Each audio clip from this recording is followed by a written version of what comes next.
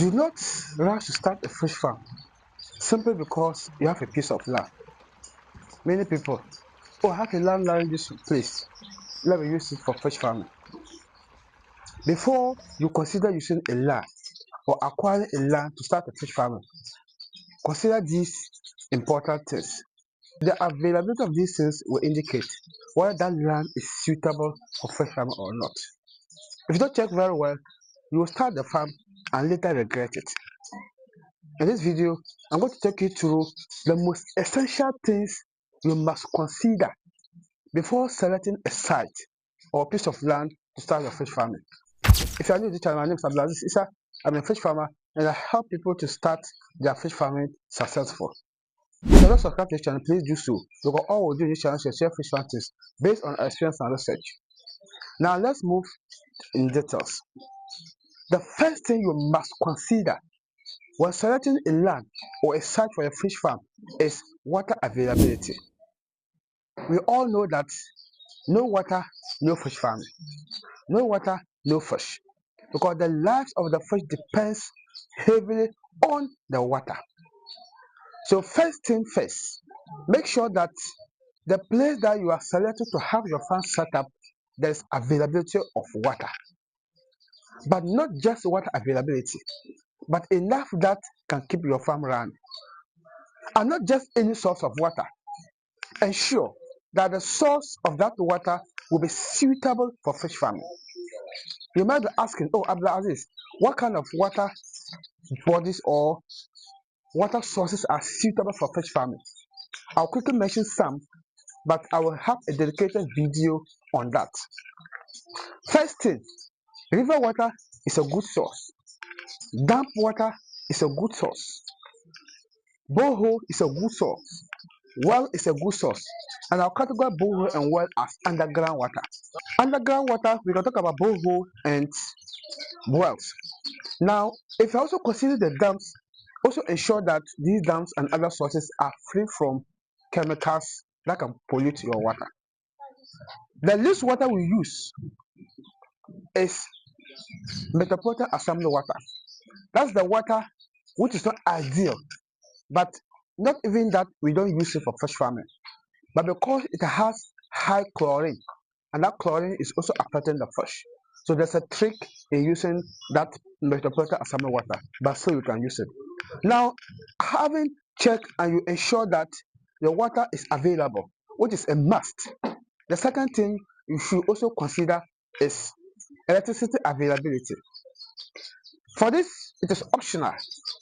It is if you intend to run a modern farm where you have the circuit aquaculture system, or you have irrigation system, or filtration system, or where you're pumping water, all these things you need electricity. So you can consider having electricity available in that place. And the electricity does not necessarily mean that connecting to the national grid. If that is available, fine. But you can also use the solar system to power your farm. And our first farm, we were using solar and it was running perfectly. And if you want to just go with the traditional method, where you literally just keep the fish in the pond and change your water all the time, and you don't need irrigation system or filtration system or whatever, and you don't need electricity, it means that if the place does have electricity, you are good to go. The third thing you have to consider is road accessibility.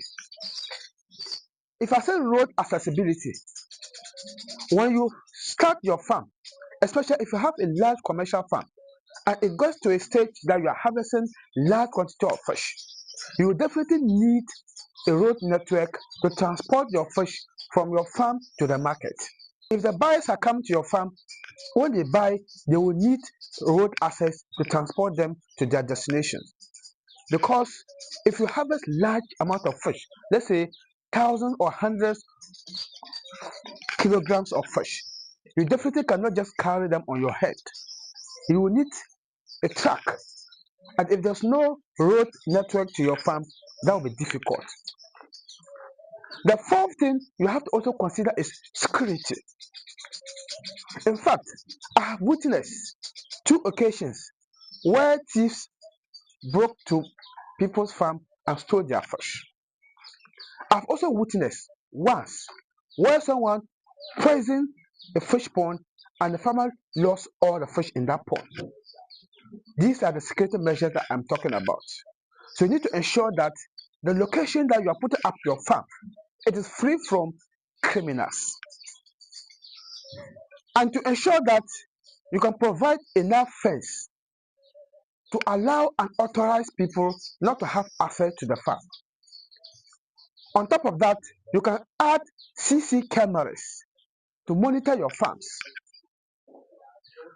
Ensure that people who are not allowed to enter the farm cannot enter the farm without someone available.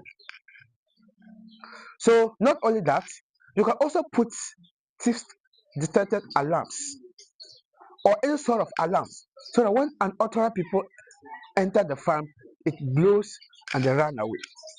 All these are measures that you can take to ensure that you have enough security in your farm. The fifth thing you have to also consider is the potential of expanding the farm. Ensure that the land is vast, that if you intend to expand your production capacity, you can have enough land to do that.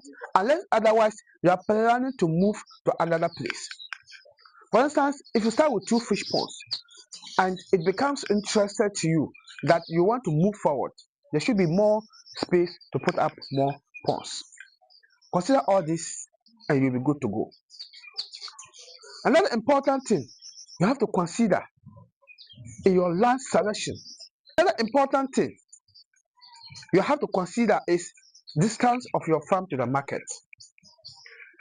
If you are selecting the site for your farm, if it is close to the market, it helps. Or if it is close to the homes where your customers can easily come and buy, it helps. Let me share this experience with you. As a fish farmer in the north, and as someone who helps people set up farms, sometimes market is a challenge in the northern part of Ghana. We try so much to bridge that gap. One day I visited Accra and I visited someone's farm. The person is smoking fish in large quantities. He buys fish at Accra and other closest places to smoke. I approached him and I told him how sometimes we produce fish in the north and we have people not to buy. So if we can make a deal, I'll link him up to buyers, or I can make provision so that he can have more fish to buy in the north. He gave his condition, and that condition broke the deal. And the condition was that he needs fish indeed, and even sometimes he even runs out of stock and he doesn't get fish at Accra. But if only I can have the fish transported to him,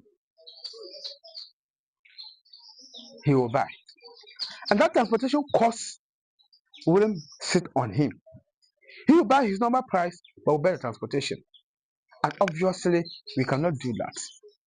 So this is one of the reasons why I'm saying that market proximity is very important. If it is close, you don't need to spend so much to transport them to the farm. And the next point you have to also consider is availability of feed and input in your farm. In fact, those days there wasn't feed in Tamale. I'm giving you a scenario. I remember someone, those who started fish farming earlier, most of them stopped because they had to buy the feed from Accra or Kumasi or other far place. And the cost of transporting the feed itself to the farm wasn't easy. Thank God now we now have feed sellers in Tamale here right in front of our doorsteps. But I'm telling you this so that you will know that when you're starting the farm and you consider place where you can easily get feed, where you can easily get your inputs to buy to help, that will not only reduce your cost of production, but it will also make your production successful. So if you consider all this, then you will be able to have your production running. Before we proceed, If you have found value in this video so far and you have not subscribed to this, please all we want from you is subscribe to this channel, comment, share this video for others to benefit. Last thing to consider, which is very crucial and in fact very important, is climate and environmental condition. This is very important.